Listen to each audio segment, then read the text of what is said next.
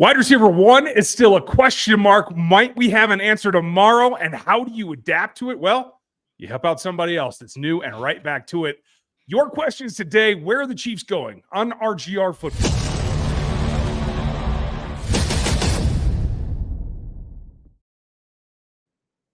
Dun, dun, dun, dun. Welcome in, folks. It's Monday Night Football. There's no football being played, at least not that you want to watch. So welcome in. Thanks for joining us live on Monday night.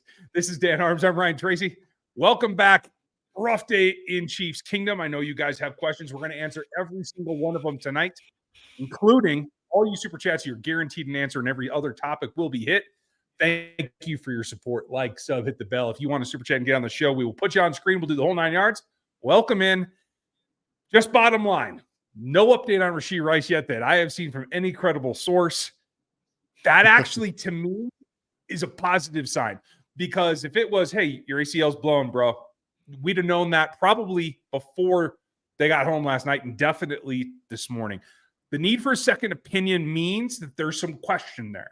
And so, like, best case scenario, it's a hyperextension with maybe a strained ligament or two, because I do think there is a biomechanical possibility that it could be something other than an ACL. So continuing to check that out, I think, is probably a good sign.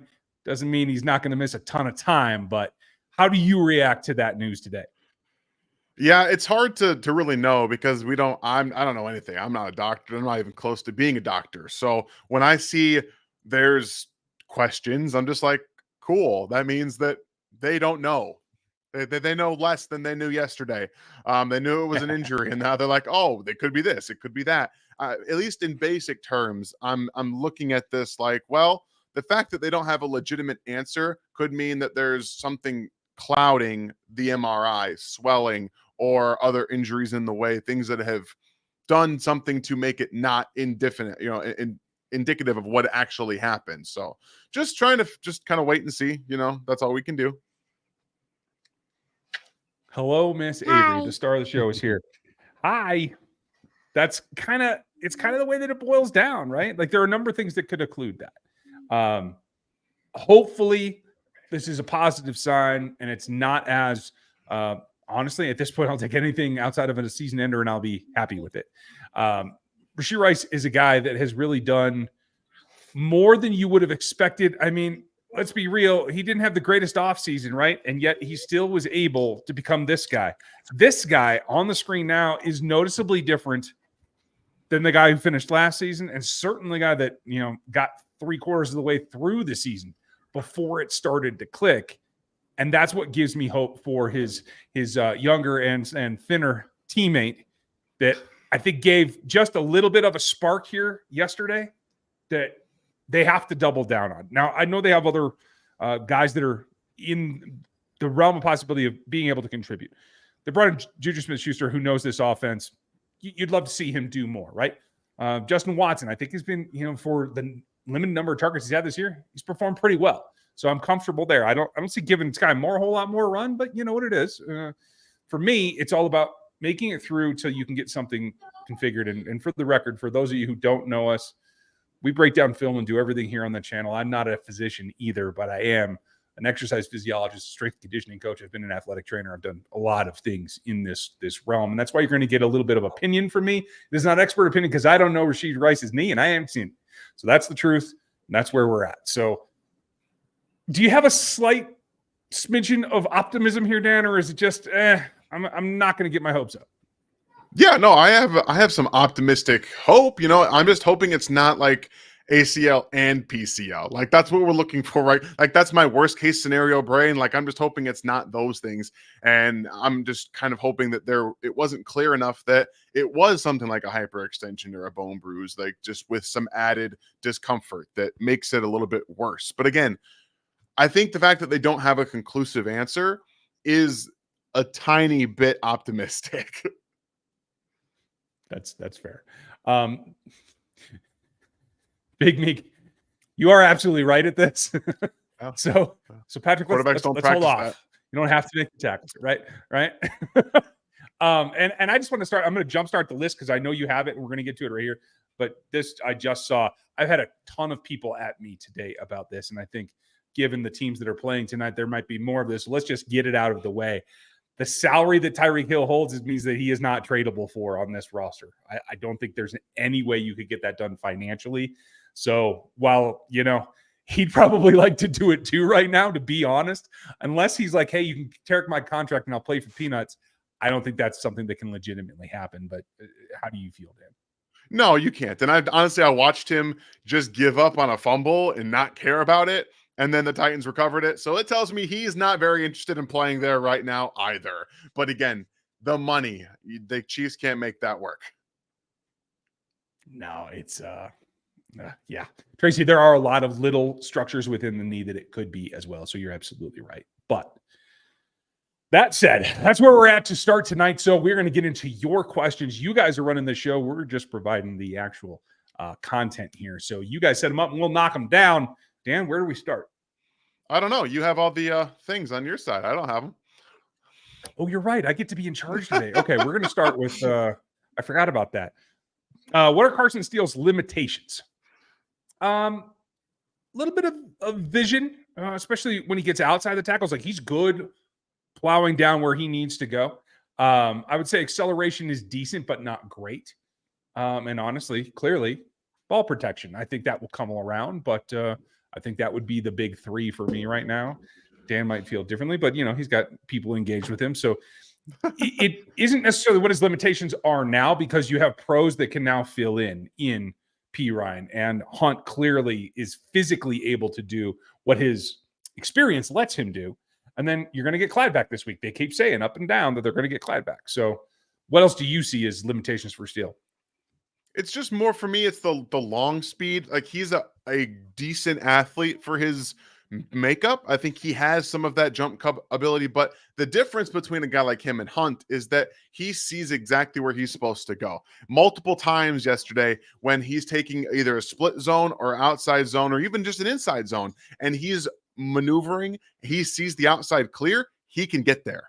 He can absolutely get there, and there's no hindrance in speed, movement, and he can accelerate through what we call curvilinear acceleration, where you take like a curved angle and you can accelerate through that. That is not something Carson Steele can do.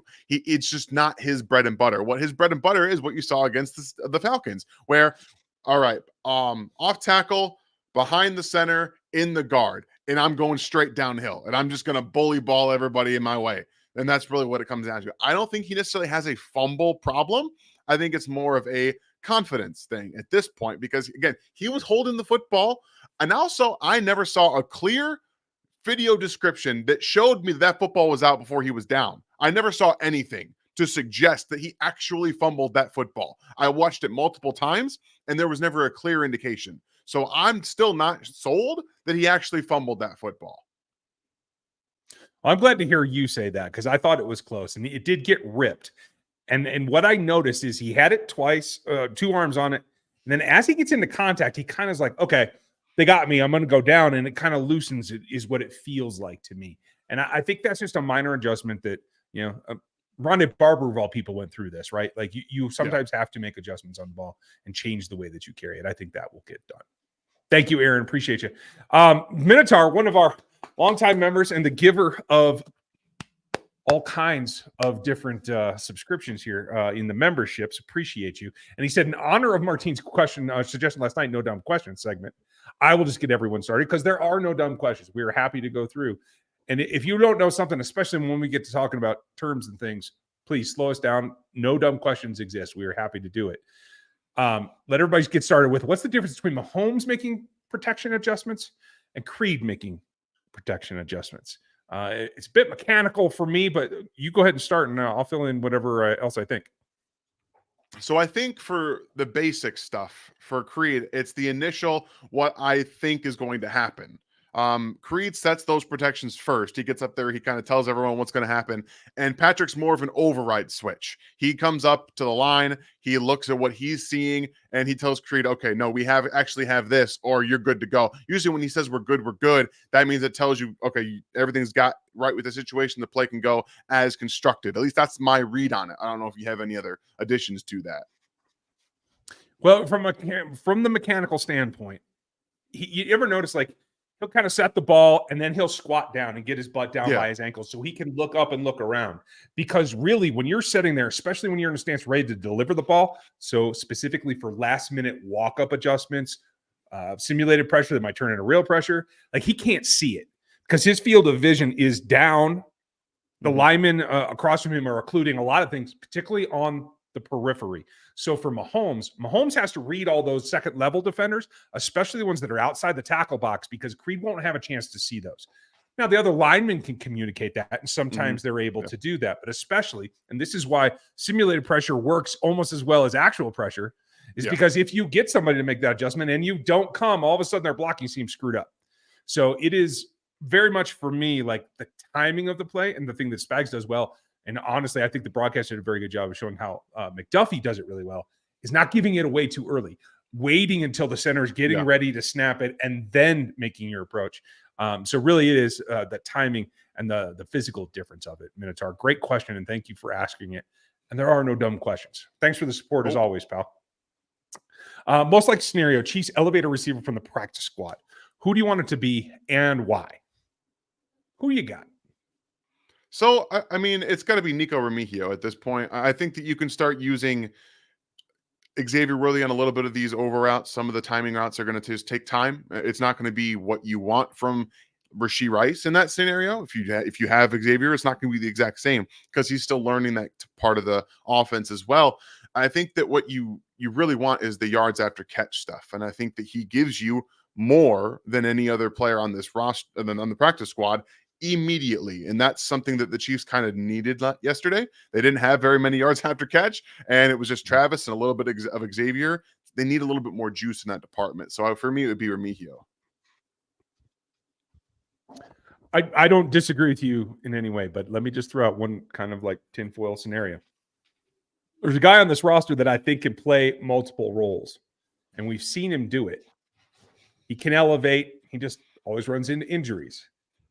I would be tempted with Juju taking over the position technically that Rice is playing, right? Like the kind of things. I would be tempted to see if Jody's actually in shape and go big slot to put outside of 12 personnel, and let's go big with it. If we're going to do it, let's do it. You know what I mean?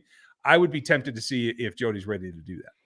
If he's healthy, he's ready to go. I mean, he's been hurt again. Like he's already been hurt again this season. So it's just got to be if he's ready to go. And yeah, sure. Because I'll be honest with you, he would give you more than you're getting out of Jared Wiley right now. That's fair. Daryl, thank you for giving away the memberships, folks. The memberships is where we give you the extra content. You get to be special in here in the chat because you get all the emoticons and all that kind of stuff. But if you want the extra content, you can upgrade to the rookie level thanks to Daryl because he's giving them away. Minotaur, I'm sure, usually does as well. So thank you, Daryl. And Daryl has a question as well. And thanks for the support as always, buddy. On top of, lots of trade rumors. What's real and what's not? How do you filter stuff out, man? I don't have a clue because I don't have actual sources. So, I mean, you're just kind of guessing at this point. But from at least what we can gather, one of the realistic trade scenarios is Amari Cooper. I know I've seen quite a bit of talk about it, and we're going to get through a lot of the wide receiver questions and try to maybe bundle all that up right now. There's a lot of talk about receiver trades. Now, the Chiefs are not going to trade for a wide receiver if it comes out that Rashee Rice he did not tear his ACL and maybe returns in December. They're not going to trade for a wide receiver. They're just not going to do it. Now, if, again, a worst case scenario, Andy Reid said today, which is always a very Andy Reid-esque, if they're familiar with the offense, sure. But, I mean, how many wide receivers in the NFL are you trading for that are familiar with your offense exactly? Not many, but what you can glean from that is that he wants players that are experienced, that are football smart, and can pick things up quickly. Play a variation of this offense in some way, shape, or form. So, and the most realistic, I just said, was Amari Cooper. And the reason it's the most realistic is because they converted all but $1.21 million of his contract into a signing bonus, making him such an affordable trade candidate. So if the trade happens today, not today, but like very soon, the Chiefs would only have to pay him $941,000 to be on this roster. So I'm going to go ahead and say that makes the most sense. Yeah, I agree with you. That's exactly where I was going to go too. And here's the only indication, and I'll go back to what I said before the season started. I think it's a real possibility because of the salary it fits. They don't have to do anything special on the financial side. They're going to have to give up a second round pick plus, especially to the Browns, who need every last piece of hope that they can because they're going to have to trade up and get a quarterback here in this next draft. At least that's the way it looks like to me. I will say what I usually don't say. Just go ahead and go for it. Just do it. This is a three-peat chance. I said it before the season started, and I will triple down on it now. It's all stops. There is nothing stopping you from doing anything this season in order to try to get this done. So you're 4-0 with these kind of injuries with your starting tailback and your number one wide receiver and your number two wide receiver. You can put those in any order, folks. I'm not saying Rice is one or two, but that's a lot. So go ahead and spend the draft capital. You'll just have to eat that and you'll have to deal with it. But I think it's all in. It's a trip to the poker table and just shove your whole stack is where I'm at. Yeah. Good evening, Jordan. Nice to see you. Talk us off the ledge here. What's the ceiling outlook for the offense without Rice? That is going to have to pull one out of his hat for the three-peat chance. Thoughts? All right. So there's a lot of Sky Moore talk, guys. I know that's not what you want. Andy Reid did not seem the most confident in his conversation today when asked about Sky Moore, outside of saying he's a good player and gave up some good snaps today or yesterday. Yeah, that's not the most confident thing in the world. So I'm going to go ahead and say that at the end of the day, they can streamline the process for Xavier Worthy. I have some very good news for you guys. Xavier Worthy was open so many times downfield, and because of what the Chargers did up front and the Chiefs all of a sudden can't pick up stunts anymore, Trey Smith, I'm looking at you. It was very indicative that they weren't able to get some of these shots because he probably should have had 2 or 3 touchdowns in this game that were wide. I'm talking wide open. Okay. So yeah. Now you have to start to incorporate some of the over routes. We saw him get some of the drag route on that third down. I think some of the curls are open as well. Like he's open a lot more than he gets targeted, which now is going to have to shift a little bit. He's going to be targeted more, and that's going to change defensive philosophy. So I'm not super worried about the offense. Whenever you lose a number one receiver in your offensive scheme, things change. You can't just on the fly make drastic changes and be able to function at the same level. You plan for it. So I'm not super worried about it. And if it continues with timing issues, we'll have a conversation, but it's 1 week. We'll be 1 week removed from it, and we'll kind of have to wait and see. I agree. And to say that stunts are a problem is being kind, I think. Yeah. Joe's still rounding into shape, and he's still quite a bit off, in my opinion. Joe Tooney. You have actually watched. Have you watched the end zone angle yet? I hadn't seen it come out when I had a chance to look. So, of what? Of last night's game or yesterday? Oh yeah, I've been watching. I've been watching it. Yeah. Okay, I haven't seen the end zone cams, but like from my eye, Joe's not there yet, and that's not helping either young tackle next to him. And unfortunately, until you get that locked down, you're going to have some of these things where you're just missing plays because Mahomes is going to hear footsteps. I do agree that he left the pocket early a couple of times. I don't think it was like rampant. So again, you've watched the film since I have. What did you think? I do think that there were some times where he did leave empty pockets. Because either I dropped or he dropped. I'm really not sure which. So. Probably me. I don't know. I can't tell. Yeah, okay. I was saying, okay. I can't see you moving, so I don't know if you can see me. Okay, I'll drop out and we'll see. To move on for a moment here, Alex, you're right. The ACL tear is not confirmed, and like I said earlier, the fact that you need to go get a second opinion is a positive sign. That it's not cleanly blown. It may end up being that anyway, but yeah, you want to get that second opinion. Thanks, Alex. Does Pete Rose make the Hall of Fame now? I know who Pete Rose is. I don't care. I don't follow baseball, so if they wouldn't let him in before, I don't know. Do you think they'll change it? I honestly have no idea what baseball does. So I got to think if they're that tough about it, they ain't going to change. Do you have an opinion on Pete Rose? No, I don't care, to be very honest with you. It doesn't bother. It doesn't matter to me. Yeah, fair enough. No worries. Have you watched Ashton Genty yet? I've just seen a couple of clips, John. I know the Chiefs are not picking high, but would still love for this to happen. So bummed that we didn't get Shakir. Yeah, Shakir's rounded into shape. It took him a couple seasons, but he's getting there, right? Yeah, Ashton Genty Genty's insane. Yet? He's insane. The contact balance is legit. I don't necessarily think he has the long speed. I think he's probably more of a 4-5 guy in the NFL. And I mean, you're still going to be able to break some big runs on that, but it's not like the home run hitting speed. He's got pretty good vision. I think he's multifaceted, and he can run gap, he can run power zone, things like that. So he's got really good footwork. He's patient. Like he really does. He really is like the whole package.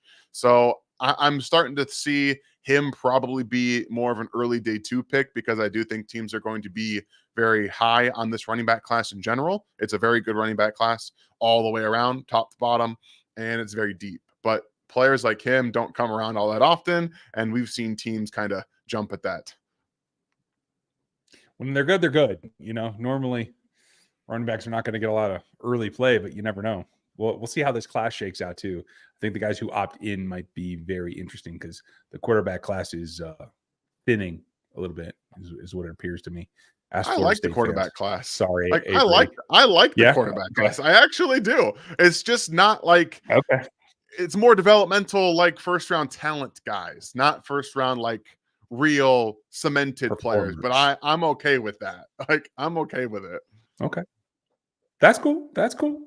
See what happens after a whole season. I hope that you're right. Yeah, for sure. Because I'd like to push as many quarterbacks up there as possible. Go get them. So, hey, thanks, John. Mike, I know we covered this, but realistic trade targets. I don't think Hop's one. I don't think that's a fit. Kirk's out of the range for money, I think. There was somebody else that got mentioned today that I didn't really think was financially viable. But opposites, why wouldn't you make a trade? And that is for all the financial reasons, or the fact that you think you're going to get Hollywood or Rashee Rice back in time to not like crush the season. They have gone out, and by bringing Juju back and by keeping McColl, you have experience. And that's why this staff likes to lean on experience, because you can roll with these kind of punches a little bit easier if guys have been out there and have done that before. What do you think? Yeah. I think that for me, it's all about what the word is on your wide receivers. That's the only thing separating them from not making a trade, in my opinion. If you maybe start to see that Hollywood Brown's making better recovery than you expected, or the injury isn't as bad, you're not making a trade. I do think, however, if both are still in the situations that you expect them to be, they are going to have to make a trade for somebody that will help. I don't foresee them going through the trade deadline and not adding somebody if the injury situation is what we fear it is. I just don't see it. Yeah, I think that would.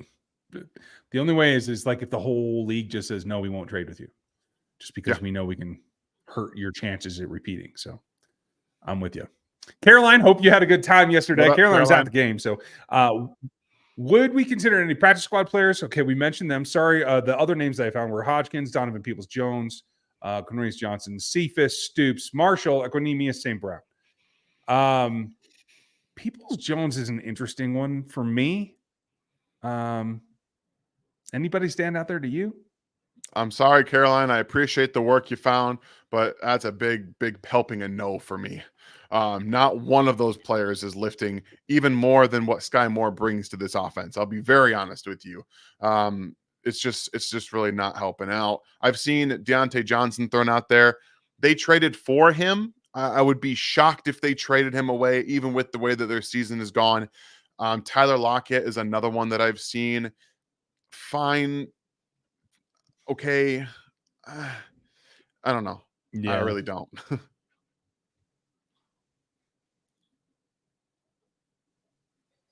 I get it. Just sort of maybe. I must be really behind. Uh-oh, I think we lost Dan again.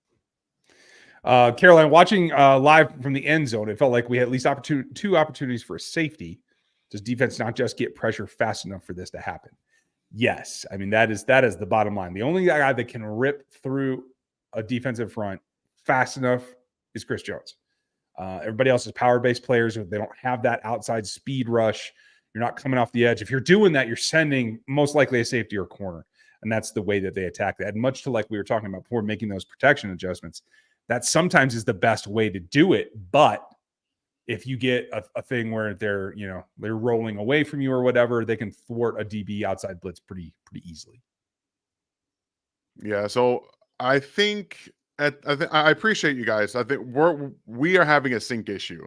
I don't know who's as far behind, but I'm a little synced, I think, slower than what Ryan is hearing. And I can't tell how far behind he is or how far in front I am. It's a very big problem. So I'm glad you guys can hear us just fine, but we're trying to communicate to each other and it's like lagging.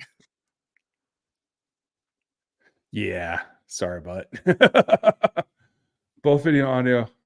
It may be my PC. Okay. Well, you know what, Dan? Let's just make it easy. Try this solo for a minute and I'll go reboot. Yeah, we'll do that. All right. So unfortunately, cool. I don't have access to all of the things that Ryan does because I'm not caught up yet. But okay, then you just answer them. I'll just throw them on screen and you go with it because I don't want to drop those. No, that's fine. Here you go. I will drop out real quick. I'm going to drop out and then I'll pop in and maybe we'll sync a little bit better. I think it might be me right now. All right. Okay.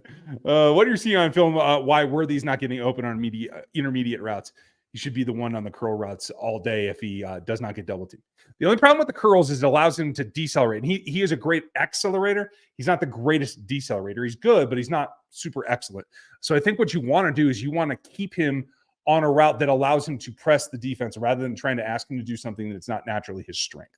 I think that's why. But as Dan said, there are plenty of opportunities where the pass rush is thwarting the play, but he is getting open. And you can tell that there are plenty of times, at least on the go ball yesterday, where teams just are not respecting him like they should. If you're not going to press him and get in his way, he definitely has opportunity. So I do think that that's there, Micah. And thank you for the question, buddy. I hope you're doing good, Minotaur, as everybody else is too. And Micah, do you agree we should stop running the defense where pre-snap nobody is guarding the slot, and then at the snap, Tranquil sprints over to man coverage and gets burned? Yeah, in general, let's try to cover the pass catchers. That might be a good idea. But I know that they're trying to keep it very simple, and when they're aligning, especially when it's only two linebackers on the field, they're trying to keep them inside when they can. But I agree. The inexperience at DB is probably causing that, but I think it's time to get over that, especially now that, Dan, I don't know how you feel. I think there's a CB2 here. I think Jalen Watson has taken that role. 0 passes allowed on 5 targets yesterday. Should have had that pick. Yes, that was a mistake, but played every snap alongside Trent McDuffie, and I think that that's a positive sign moving forward. Yeah, he's cemented himself as the cornerback 2 on this roster, and honestly, well-deserved. Like, he's playing it out of his mind, and I think he's even playing better than he has in the last couple of seasons. He's playing at a very high level. So, yeah, for sure. And I think that they just got to find out what's going on. If you're going to be in base, you got to find a way to either get a safety down there or get somebody else to just press him. If Drew Tranquil is going to be out there, go hit him. I don't care. Go hit the slot receiver. Do something that's going to help you, because otherwise you're getting burned every time. I agree. We're having a little bit of breakup, so let me hit a couple of the super chats so we don't lose those, and then I will step out. Fidget Spinner, thanks for the support, buddy. Very late, but it looked like Bolton made the game-winning play against the Ravens. He gave likely a little shove. Am I crazy? I'd have to go back and look, but yeah, I would not be surprised. I think the physicality there came in and helped quite a bit. I don't know if you recall that one, Dan. I don't remember him being pushed to the out of bounds. I think that it was just he was on the end zone. But again, I don't remember. I'd have to go back and watch. Yeah, me too. Another one from Fidget. Thank you, buddy. Now that we are 1.5 seasons into the Nagy Mahomes era, how much blame should Nagy get for the struggles? I wouldn't say the O struggles. I think maybe he helps Patrick take a little bit too on himself. I think Eric Bieniemy was a little bit more straightforward, but I won't blame Nagy. In the end, Andy's going to oversee everything, and Patrick's the one that's got to execute it. So I think it's the same kind of role that Bieniemy was in. Is just the personality, accountability is very different, in my opinion. I'm with you. Okay. And Christo, sorry, I didn't see your question until we got here and I scrolled down. So I think we both are feeling pretty dang good about where Jalen's at. And info, we covered, I think, most of these. Cooper Kupp, I don't know, man. The injury thing, like, you can't trade for a guy that might not be able to play for you. Ridley, I don't know that he has much left. I can't see Keenan Allen voluntarily playing for this team. That's just me. And I think Adam is cooked. I think we've talked about everybody else. Adam Thielen's also hurt. He's not playing right now. He's hurt. So I'm not even on board with that, unfortunately. So yeah, we there's a very small percentage of wide receivers that we know of that are available via trade, at least. But from, again, Josina Anderson reported that there is a lot of receivers out there that have shown interest in playing for the Chiefs, which is not surprising. No, that really, yeah. I would be surprised if it were the other way, to tell you the truth. I see that. No news is good news. And if we trade, oh, you do? Okay, that cool. one. Then then let me go back for a minute and just check. Jordan Rue, I appreciate you. We covered you, Chad. I think we covered your practice squad elevation question as well. Jeremy, why do we not need a wide receiver? Why do we not run the end around? We haven't talked about that. And honestly, it's because of the O-line blocking right now. In fact, the one that Juwan got called for, Xavier had to actually bend his jet motion out of the way to not get crushed. So there's definitely some timing issues that are in the way there, and I think that's part of it. Swag Boy, should KC extend McDuffie in the offseason? Yes. His price is going to continue to go up. I would cry if he leaves. Yes, we are totally on board with you. Mahomes flying into Rashee Rice's knee like an exploding Lebanese beeper, you remembered as the turning point for the season. No. Wild. I think hoisting the Lombardi will be the thing that's remembered. That is wild, Chris. Wild. Yeah, right? That was a long way to go. Why do you think that Steele's having trouble holding on the ball? Do you think it's the way that he carries it or something else? I think it's a level of competition thing. He went from Ball State to UCLA. No offense. I watched Pac-12 football, or at least I did when it was still a thing. The level of defensive chutzpah is not near the NFL. So I think it's just an adjustment period myself.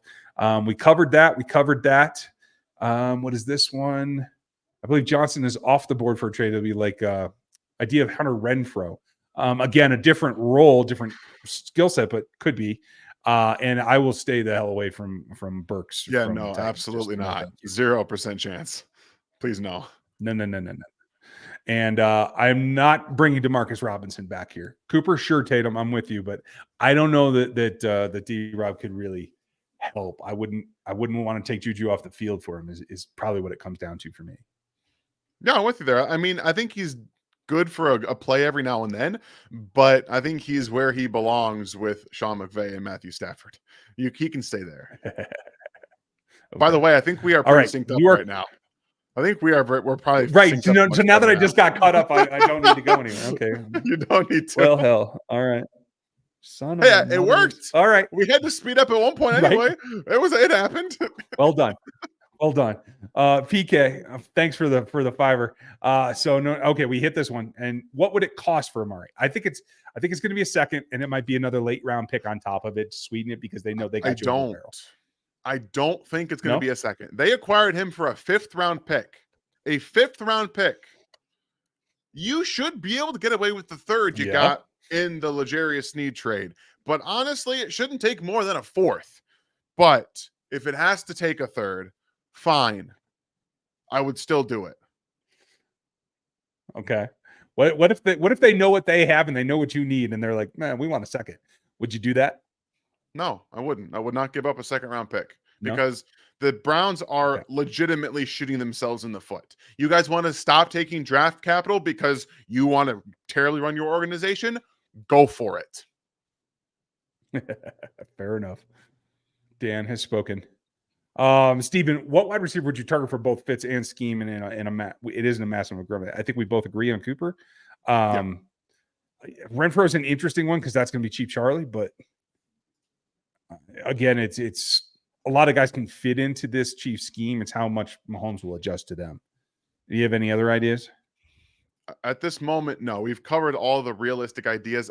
Personally, it's Amari Cooper, or if you can pry Deontay Johnson away from the Panthers. Those are the two players that make the most sense that you could fit into this offense that would be pretty streamlined already. Down. Steven, thank you, buddy. What do you think of the CB so far this year, like overall? Thank McD Glazer. I think I know where you stand. McDuffie is easily one of the best corners in football. We knew that after last year, and now he's doing it on the outside, showcasing exactly what we all thought he could be coming out of Washington. And honestly, Najee Johnson is going to get a little bit better as the season goes along. He is the third corner right now. Josh Williams is not playing any defense. He's playing only special teams. So I think that right now, collectively, with Jalen Watson stepping up and you have Chamari Connor, they're in a really good spot. Yeah, I'm digging it so far too. I do feel like Cook got put in some bad positions in terms of like playing man, and he didn't do a very good job today. I was not happy with Brian Cook yesterday, but generally I feel like he's playing well. He's obviously not corner. But so my point being is don't put your safeties into corner positions. Don't make them take man against guys that they have physical assets better than them. So thanks, Glazer. Appreciate you. Bumpa, see the story that Veach hit table when Sky dropped the ball. Yeah, I mean, I hadn't seen that, but it wouldn't shock me at all. I have an interesting one. I'm going to have a little video, part of my film room, about one of the reactions on the play where Sky Moore dropped the football. It was a pretty interesting one, and we're gonna get to see that one on the film room, guys. So you'll be happy about that. Well, I'm ready for it because I was throwing things myself, so I didn't get a chance to view other reactions. So again, folks, like and sub and hit the bell. 600 of you on a Monday Night Football. We appreciate you, especially when you got multiple games you could be watching. But if you want the gear, Dan's got the Rogue Nation hat on. I got the MVP hat on. You can get those in our store down below. What's the ceiling outlook for the offense without Wright? I think we started this one. I wanted to come back to Jordan because Spag's going to have to pull one out of his hat for the three-peat chance. And that's right when you broke up. So I wanted to get your take on these. I gotcha. So, I mean, last year, would you guys agree that was rock bottom for the offense? Because I would say that was rock bottom for the offense. And I know that it's gotten a little bit rough here with the injuries and things like that. I don't think it's going to get that bad. Where you can't score on the Las Vegas Raiders. I don't think it's going to get that bad, but that was later in the season. We're going to find out a little bit more after the bye. I think that's when you're going to start to see the offense maybe step into some things. Again, we'll see if they have to trade for somebody, and there's no answer yet as to the Rashee Rice injury. But if there's one person that I would bet can not only pull a rabbit out of his hat, but continue to do so in different ways because we have seen it. It's Steve Spagnuolo. And this defense is probably maybe a half of a step worse than it was last year. It's not much, but there are individual players not playing up to snuff right now. Collectively, they're still an elite unit, but individually at times, they can be picked on. Yeah. And it's whack-a-mole at this point. Like, you need it to be nice and even, and it's not right now. Night Hunter, nice to see you, buddy. I just saw you pop in here, so I wanted to say that. Let's see. Oh, Schefter just gave an update. I will go look at that. Just that there was no it's just that there was no conclusive evidence found. I read it over the. It's there. He was just saying what was already reported, as he always does. Okay. Yeah, I'm really interested to see what happens there because it takes a lot of swelling to include an MRI. X-rays can get just basic bleeding can take care of that, but I want to know if there's something else going on. We'll know eventually, we hope, but it is the Chiefs. So we never get all the details, but we'll let you know when we do. And I'll even break in the next couple of days if something does happen. Yeah. Matt, thank you for nearly 4 years of supporting this channel and being in our memberships. I appreciate you for being here. And, if you have anything to say about what the memberships are for you, please let us know. But thank you very much. I'm pretty sure it's more. And that sometimes does happen if you have like a cycle. Some people, like, if your credit card expires and you drop for a month, it's not cumulative. It's just the ones in a row, but appreciate you either way. Do we see the same types of changes after the bye this year that we typically do since it's so early or not because San Francisco is first out of the gate? That's a good question. Are they a little more coy with it? I don't think they can afford to be. I think that you have to take the time that you have when you have it, and you have to make the most of it and make the adjustments that you can. I hope that they aren't being too crafty in underselling the 49ers threat. Yeah, that's all you really can do. I think that especially with how the injuries are taking its toll on the offense, you have to figure out what's going to work, and you have to make sure you can implement it now and not risk it not working in December. And oh hell, we don't have anywhere to go from here. So I'm excited to see what they're going to do. The defense might be a little bit different, but what Spags is doing right now from a game plan perspective is already better than he usually is in the beginning of the season.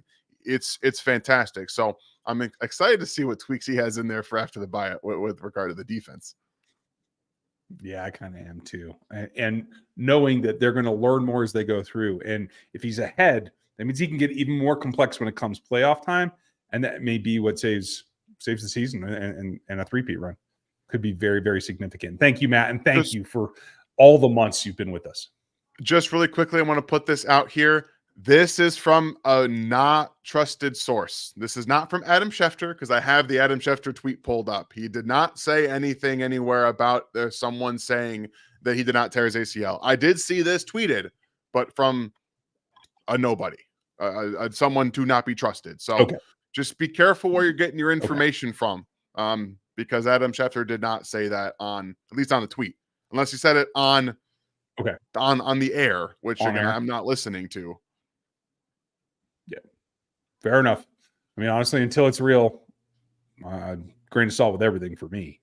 Yeah, thank you, Matt. Appreciate you. Brett, Cam Thomas had 3 defensive stuff. What's going on? Is Spags just working him slowly? It's not just Spags. I think it's just generally, think of him. He is the antithesis of Leo Chenal.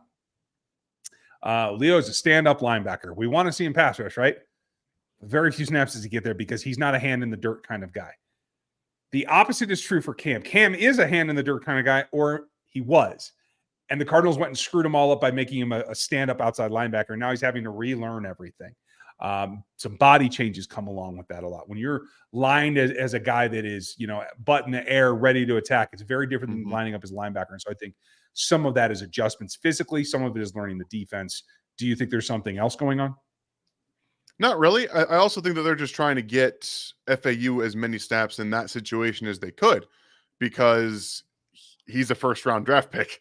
And I do believe he's developing pretty well this year based on where he was last year. This was his best game. He had 3 pressures. I still think he should have been given a half sack on that play. I know they gave it all to Chris Jones, but he was right there. So I'm still, he's getting a little bit better. I know it was backup tackles, but that's a step in the right direction for FAU, who was unable to really do it last year in those moments. So he's much better against the run as well. You can see it. It's clear as day. He's just better. So we have actual incremental improvement from him, and he should have had a sack there too, but Justin Herbert, even on the high ankle sprain, was able to get out of the way. So there are legitimate he's crappy improvements. Yeah, he's a pretty damn good quarterback there.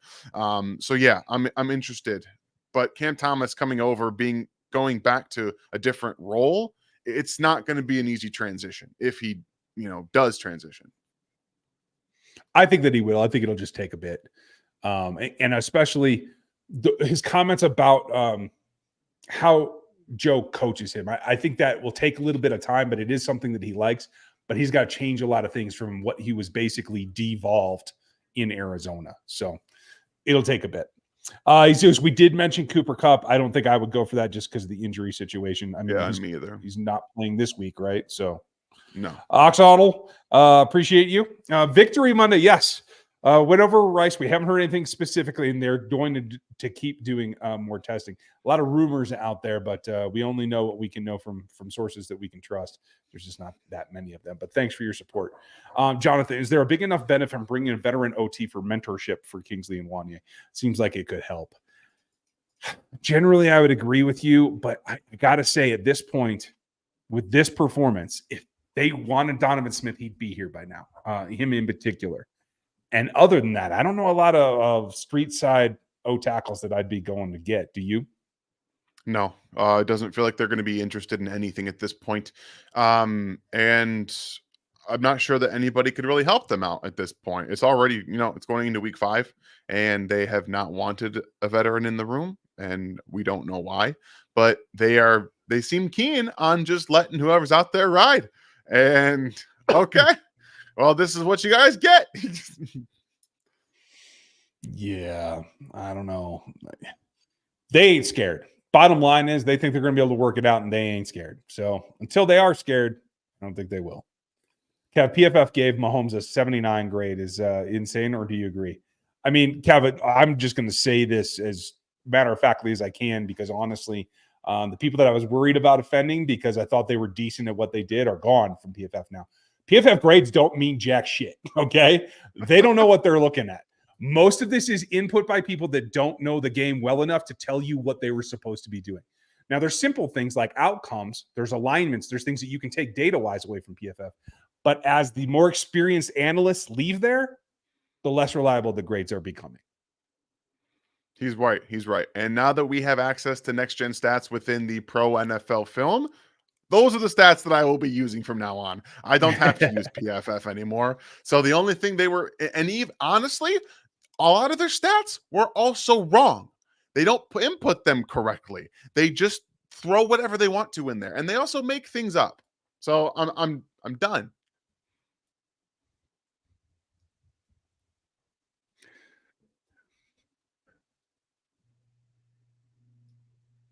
Maybe I lost you there, but it sounded great. That's all I'm going to say. So, Kev, okay.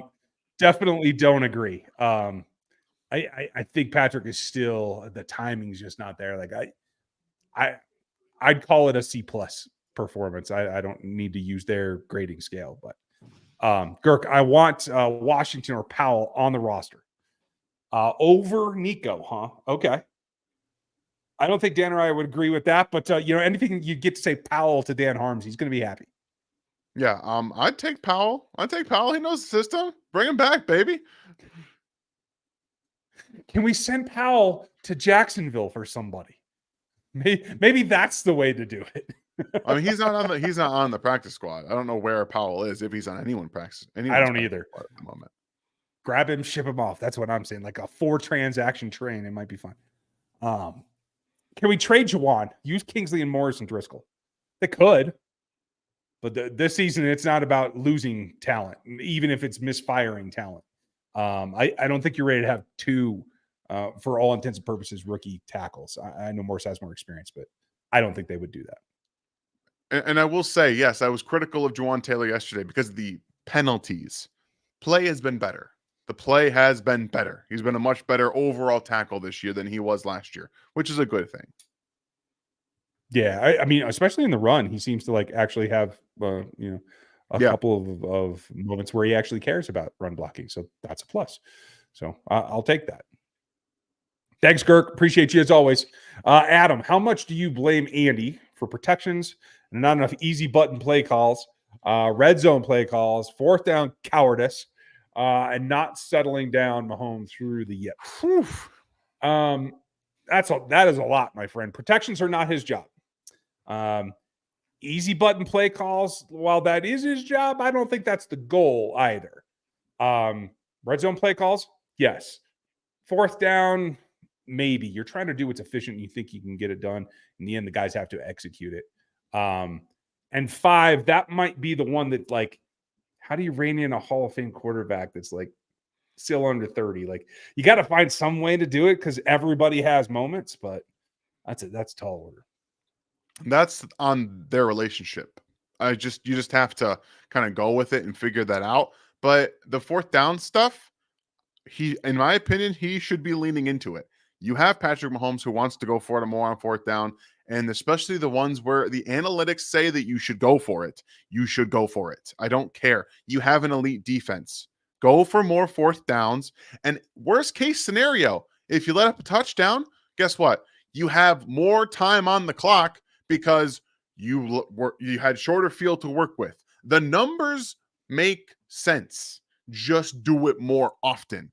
And honestly, there are too many easy button play calls in this entire offense. The Chargers knew almost every single time they wanted to throw to the flat because you got defensive ends screaming across the line, throwing up their arms. Everyone knows. So I think that there are too many easy button plays, to be very honest with you.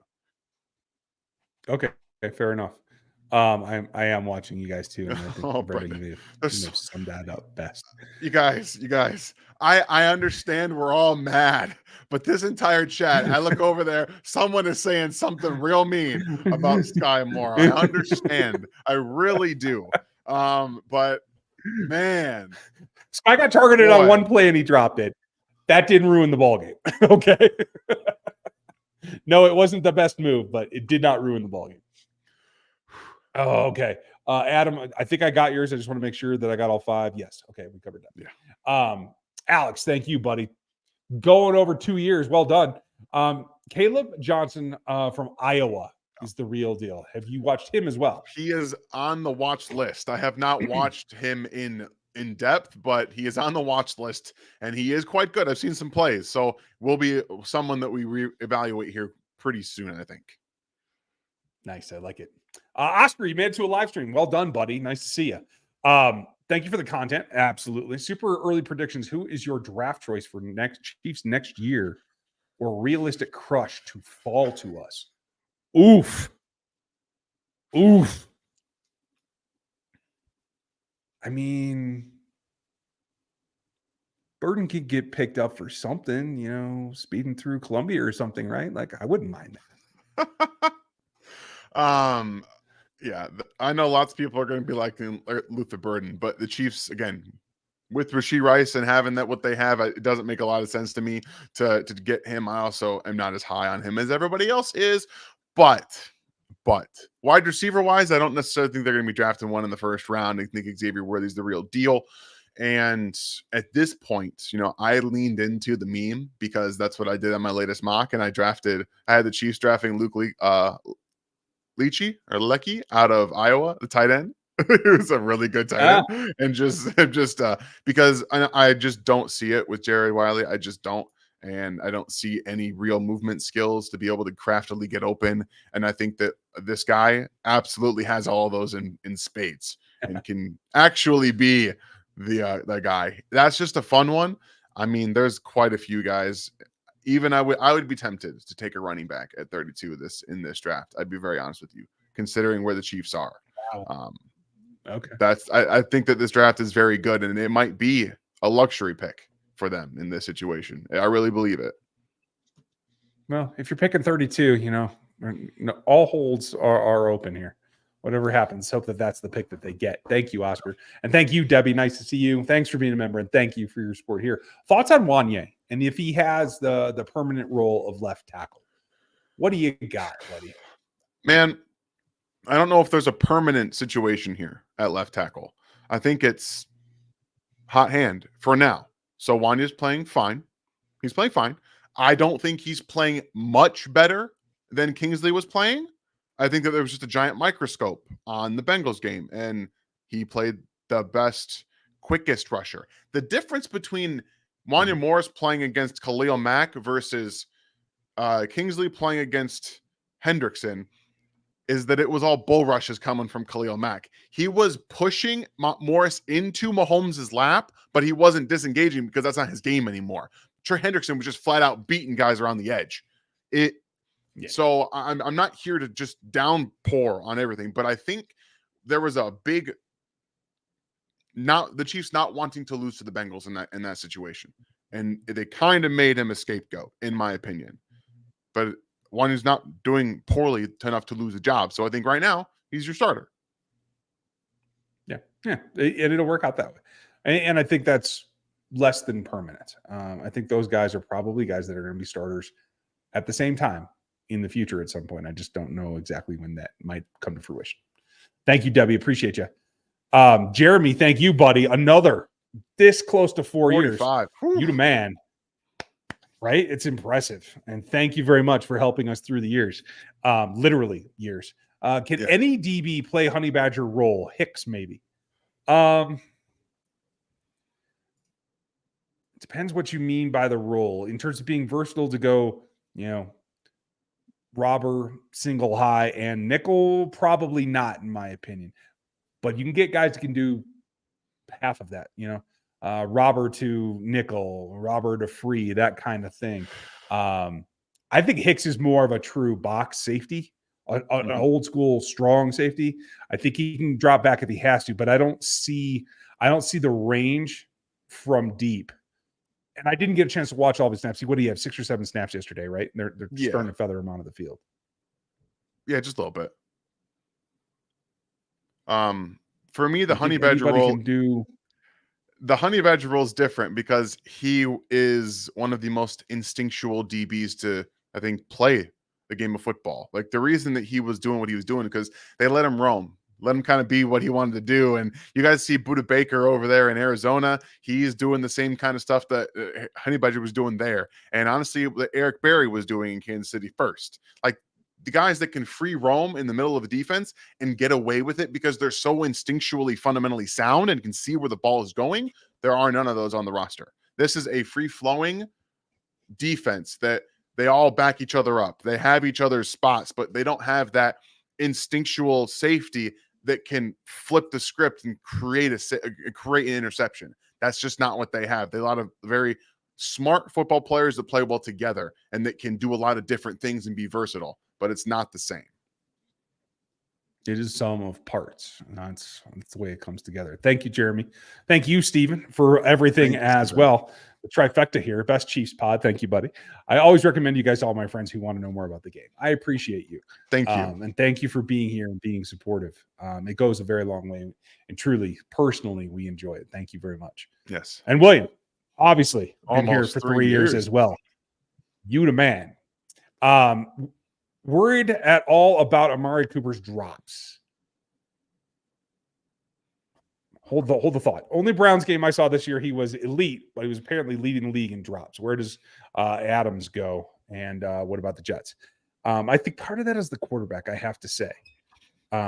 If you go back, I'm not sure Watson's putting a ball that is the most catchable out there. What do you think? Also, if it were in his best interest to get Jameis Winston on the field, maybe you drop a little bit more of the passes that are thrown your way because you don't like the quarterback that's playing, and he gives you no realistic shot of winning football games. Fair enough. Okay. You can control some of those things. That is very true. Where does Adams go, and what about the Jets? I mean, the Jets aren't going to give up, I don't think, their talented receivers that you might want. Adams, I mean, he has an age technicality, an obstacle, let's call it. I'm not sure that somebody's going to trade for him enough to make the Raiders pull the trigger. They should, because they can't feed him, but I don't know that they will. My thing about Adams is that he's expensive. I don't think he can even go to the Jets because they don't have money. They have none. They have less than that, actually, because they have money tied up in Hassan Reddick. Is it Hassan Reddick? I don't remember. It's one of those pass rushers who's not even playing for them. Yeah. Who refuses to play for them. So, yeah, I don't think you can get that done if you're the Jets because you don't have the money. So I don't really think so. And we know that they're not going to trade with the Chiefs, who also don't have the money to take on that contract. True. That is a tough one. What did I do wrong? I'll take over here a second. Quick. I see. Yeah. I'm checking it. There's 2 words question mark. That's all there is in there. I can't screw that up, you know? I appreciate you, William, for being here for nearly 3 years. That's amazing. Clinton, thank you for the 199. Sky Moore's future in Kansas City looking murky at best. I will say this. I believe it to be true. His best role is used in the Rashee Rice role that was last year. Not this year, last year. I think that's his best role in this offense. Are we going to get to see it? I don't know. It didn't seem too hopeful for him, again, because I don't think he has his confidence, and it doesn't feel like he has the confidence of the coaching staff, which is what you really need to get plays called for you. And I'm concerned for him because obviously I don't ever want people to fail, but it doesn't seem like there's a takeoff point here for Sky. Upward trajectory. I'm with you. I just might be dumb, Mark. So if you would throw another comment in there or what I might have screwed up, I would appreciate that. And appreciate you for helping me out because, I will make those silly mistakes sometimes. 1 second. Will they start using Hardman now? They might. They did a little bit. I'm sorry. I'm reading everything too. I'm trying to find it too. You're good. I want to know exactly how many routes Hardman ran though, because I don't think it was much. And again, we have to take this from the sources that we have in terms of the data. But I don't see any routes run for McCole against the Chargers, according to PFF. Hopefully I can dig down and get some of that from Next Gen, or if you have another, I think you have more sources than I do now. But Faithful, what I would like to say is that yes, they have to, because in principle, what I wanted them to do with with Xavier and Hollywood, they can do with Hardman and Xavier, and run dual threat deep routes where maybe you're not targeting Hardman. Maybe you are looking for X, but like you can still do that to stress the defenses out. And I think that's what you have to do. That helps the screen game a little bit with downhill pressure. It helps the tight ends. It helps the out-cutting routes, the intermediate drags. It helps a lot of things. So I do want to see them keep doing that. Yeah, I'm with you. Bill, do you agree that the team has to stop? That the team that stops us from repeating is us. Do you believe that they can overcome? I agree with you. The only team that can stop them is them. And I think they've proven that so far this season. And I still have faith that they get this done. Yeah, me too. I'm not that worried about it. Obviously, it's okay to criticize what Patrick Mahomes has done to this point. It's not been good, and it's very clear he's not playing great football, and that's okay to recognize. But we do know that he has it in there. We've seen it. Like, people want to also forget that the Super Bowl and the playoffs actually happened, and he played fantastic football throughout the postseason. Yeah, that actually happened, guys. That wasn't just a blip. That actually happened. KL, you must be looking at something that I'm not, so I'm going to go back and recheck that so that I don't give out bad information. Well, what's your opinion? Just yay or nay from another 3.5-year member. Thank you, Nut Hunter. Do you think Veach will go get a trade done? I think that there'll be a wide receiver move, whether that's going to be brought up from practice squad, which we assume it's going to be a trade if the prognosis on Rashee Rice's knee is bad. Now, in the tweet from Adam Schefter, it said that we aren't going to find out for about a week, which again tells me, the uneducated person, that there is swelling around the knee and the ligaments that's making it difficult for them to find out what's going on. The fact that we aren't going to hear for a week is a bit much, to be very honest with you. Yeah, that's absolutely fair. And let me not to correct anyone, just trying to explain how I read this. McCole was in on 8 pass plays. He was in on 2 run plays where he was a run blocker. But because he was in on a pass play doesn't mean he ran a pass route. What they're saying is, were he a viable target on said play? So that doesn't necessarily mean, because a lot of times you're just running guys off, or you're taking something, or you're the blocker on a screen, that kind of thing. So that's where they're coming from. Now, again, I don't know that I trust PFF's actual totals here. I'm just telling you what I'm reading. So yeah, I think Veach is probably working on it. I will say that for that piece myself. And Chris, thank you for the support, buddy. Yes, that's what we understand too. And that's that if Schefter said we won't know for a week, that's concerning. That means they're waiting for swelling and possible bleeding to dissipate. That's a bit strange. I would not have expected that, but definitely looking for the second opinion. That's what we're hearing all over the place, Chris. Susie, wouldn't they rework the offense by playing more run with Hunt, Pirine, and Steele, and less with the pass? Normally they would, but they've already been pretty run heavy for Andy Reid already, with running between 40 and 45%. I don't think Andy's willing to go over that. And honestly, at that point, I do get with the people that are like, don't take the ball out of Mahomes' hands, right? But you live and you die by that sword. You got to get him through it. The more reps that he has with these guys that maybe he's not as confident, I think will help right the ship somewhat as well, Susie. Yeah, I'm with you. I just think that right now what they did yesterday was a good starting point, And as long as you can be more efficient and effective, you won't have to run more. You'll just have to tweak your offense to run more play action and do it that way. I do like that. Kale, you are absolutely welcome, and thanks for bringing up the point. Again, not trying to be combative, just trying to tell you what I'm seeing. This is an interesting one. And I know, folks, we're in speed round. We'll try to wrap it up here for you. We got a few more super chats we must complete. So I know it's unlikely to happen since Andy doesn't fire or replace coaches, but did the Chiefs miss out on an opportunity to bring Cliff in as OC over Nagy, or is it all Daniels in DC? I think a lot of it is Daniels, but I do think Cliff is good at some of these things in designing things for him. I don't think Cliff would have brought a boost to this offense with this staff when it's Mahomes and Andy. Do you think I'm crazy? Look at the two quarterbacks that he's coached in the NFL. Jaden Daniels, excellent runner, great deep ball. Kyler Murray, excellent runner, great deep ball. Did we forget that Kyler Murray looked like an MVP at one point, even under Cliff Kingsbury? The wheels fell off after teams figured out what they were doing. It's been 4 weeks. Jaden Daniels looks fantastic. Wait for the wheels to fall off, because Cliff, eventually they will, okay? I'm not trying to be down on the guy. He's done a great job at adapting his offense this time around to a very good young quarterback prospect. I think Jaden Daniels is legit. I think he's a very good player. But teams will catch on. What you put on tape, you will continue to put on tape. And also, they have played some of the worst NFL defenses. The best one that they've played is the New York Giants. Let's just wait and see. Yeah. Nothing is baked yet. We pizza just went in the oven, man. The cheese ain't even melting. We'll see where it's getting to.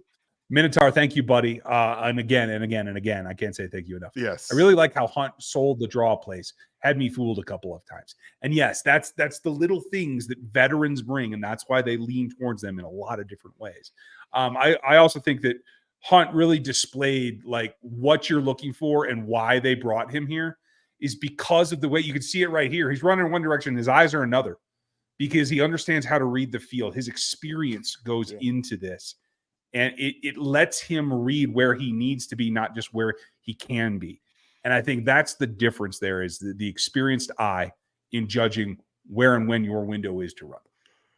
Yeah, and we're going to talk a lot about Kareem Hunt on this week's Film Room, because we all want something nice to hear. I think this would be a really nice redemption arc story that we're going to talk about, and why he's the starter going forward. And unfortunately for Carson Steele, he can't replicate what Kareem Hunt can do, even at his age and usage.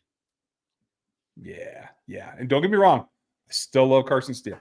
I still think he is a factor in the future. Just got to learn some things. I'm still confident there. I think somebody asked me today what I think Kareem is in for this season. I told them it's the Kylo Ren arc. I love it. I'm here for it. Yeah, I think it could happen. Terry, I don't want to see CH back on the roster. Whose spot is he going to take? They actually have an open spot right now, so he won't be taking anyone's job.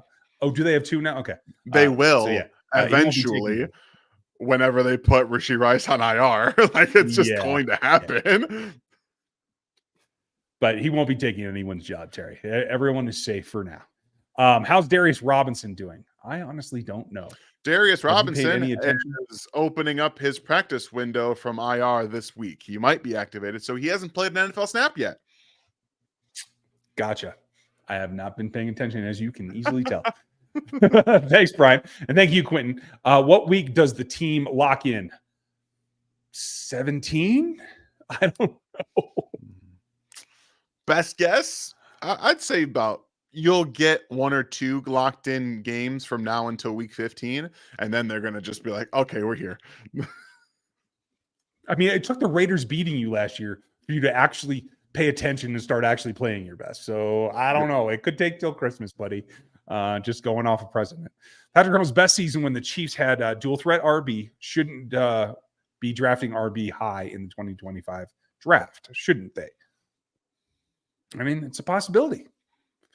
It's just, again, running backs are fickle. Mm-hmm. There was no reason not to think that Clyde Edwards-Helaire was not going to be a superstar coming out of college. Doesn't always happen at that position. Andy Reid likened him to one of Brian Westbrook. Like, do we forget that? They actually used the name Brian Westbrook. So it happens. It's hard. It's a really good running back class. And yes, I understand. I would also use probably a day 2 pick on a running back this year in this upcoming class. I would do it. And I'm not joking. I'd do it. Yeah. Okay. I you know me, day 2, I can live with a lot of stuff.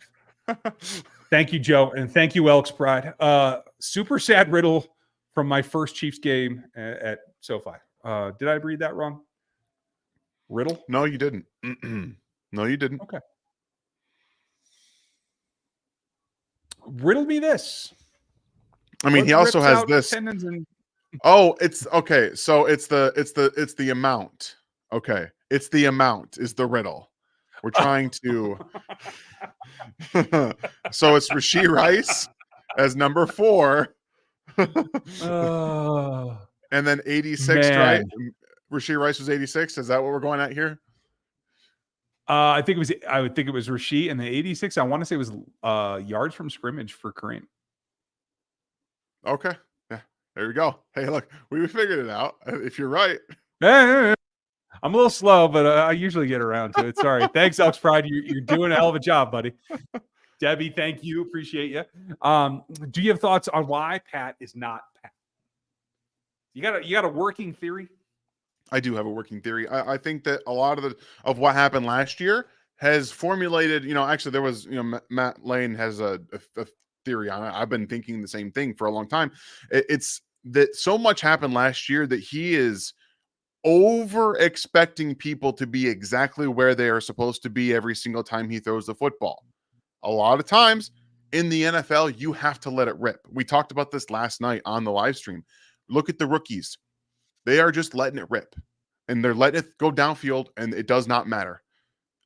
Sometimes Patrick needs to do that. He did used to before last year. And right now we're not seeing a whole lot of just getting back there and letting it rip. So it's, you still have to trust what you're seeing, but Patrick's seen a lot at this point. Don't expect everyone to always just have to be in the exact spot you expect. See it, throw it. See it, throw it. Yeah. It's taking the mental role a little bit farther than it needs to, in my opinion. Just have expectation. It's okay to be a little bit Aaron Rodgers and just be an ass to everyone. Be like, that's where you should be. Go be there. Yeah. Sometimes, you are QB1. Debbie, thank you. I appreciate you. And Miss Brenda, thank you to all the ladies for the questions tonight. Yes, it's been really active night, ladies. Appreciate it.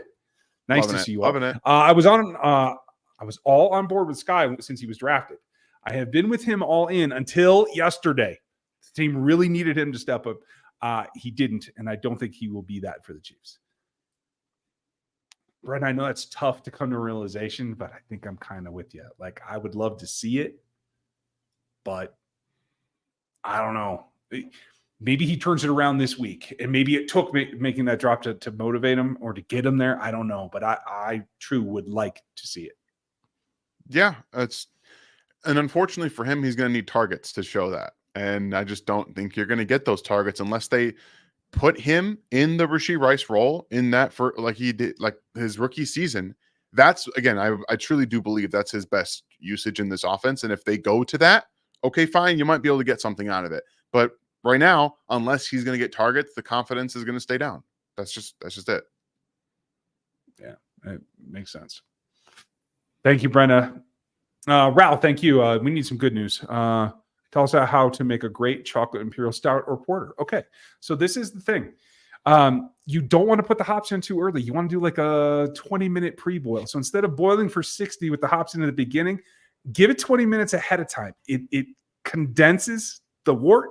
Then you get the hops in there and you get a little bit more depth of flavor out of it. I like using coffee malt in my porters because you get that creaminess from it. So, throw a little oatmeal in there too, and that'll make it imperial for sure. So there you go, Ralph. There you go. Give it a shot in your next your next Lauder ton near you. Steven, thank you, buddy. We had Cream Hunt, Steele, and Kareem Hunt. Okay. Oh, Steven. That wasn't bad, though. I kind of like that. Wasn't bad. Thank you, buddy. Wasn't bad. Addicted. Ryan, Devin Neal in the second round. And I did check that other comment. I know that's what you meant. A little rich for me. And I love Devin. Again, I'm a low-cost running back guy. I would take him in the fourth-ish. At least that's where I'd land him right now. But I don't see a top 100. But I love the way he runs. And I like having the hometown kid. I kind of dig that. I still think third round is probably where he goes. And the talent, he's a bit small for me personally. I do think that smaller running backs tend to not work out as much in the NFL. So if I'm looking at a running back, and I know Genty is a bit smaller too, but he's thick. Like he's a bit thick as well. Like he runs big. So I'm less worried about someone like that. But Neal's a bit slight. A bit slight. Okay, well, you can put some armor on. It's doable. Thank you, Addicted. Thank you, Will. Again, my uncle is a local golf pro where I live. And he was saying that he has the same one he uses as Steve Patrick should top, just grip it and rip it. Okay, I like that. I need to know where he lives because I need some help. Yeah, me too. My golf swing sucks. Yeah. And I get made fun of by people I almost care about. Help us out. Right, please. And if you guys would hit the like button, we would appreciate that as well. Overall, there's a lot of questions about FAU late. We covered that earlier in the show, but just for you guys, I'm seeing progress from FAU. I'm a little bit encouraged. I don't know if that's too far for you, Dan. No, I'm very encouraged about what we're seeing from last year specifically. So I'm hoping that he gets more pass rush snaps going forward because he's their second best pass rusher right now. I just have to say, I don't think that it's crazy to say that Felix might be your second best pass rusher going forward. And if you get him on the field a little bit more with George and Chris, it would not be the worst thing in the world.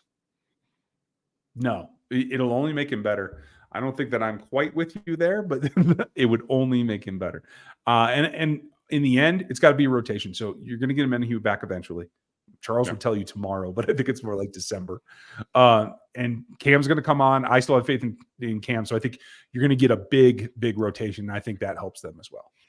Jeremy, thank you. Thank you, Jeremy. And thank you all for being with us tonight on a Monday Night Football. I hope we got to all your questions. We usually have that covered. So thanks for spending your time with us. And Dan, thanks for time away from the ladies. It's always tough there. You as well, man. It's away from the family every day, but we got some work we got to do and answers the good people's questions. Thank you guys for all the questions tonight. I know it's tough coming off of the win that things didn't go the way you wanted to and an injury and stuff like that, but the Chiefs are 4-0, and that's what right now actually does matter. And Phil, I think we meant because Dana's out at this point. Dana is playing fine. He's just not a speed kind of rusher kind of guy. So yeah, he just gives you more late winning percentage. Right. Yeah. You're not getting that 2.5 second thing. That ain't happening. Thank you, Red. Thank you, Susie. Thank you all. Everybody have a great night and a good Tuesday. I'll have something for you tomorrow. Some of my more prognacious thoughts. And then Dan's got the film review that I'm eager to see what you come up with. Kareem focused all or a little bit of everything? We're going to be lots of Kareem focused on what the Chiefs did to close out this football game that people should be pretty excited about. I like it. Then, Gary, on Friday, we'll do the game plan. I think we'll record it Friday. I might do something else for you, and we'll put it up on Sunday night because it's a Monday Night Football game. So you'll have something for us on Sunday, and we'll be live post-game after the next ball game. So thanks for spending it with us. Make sure you check in all week because we're here all week. Have a great one. We'll catch you next time.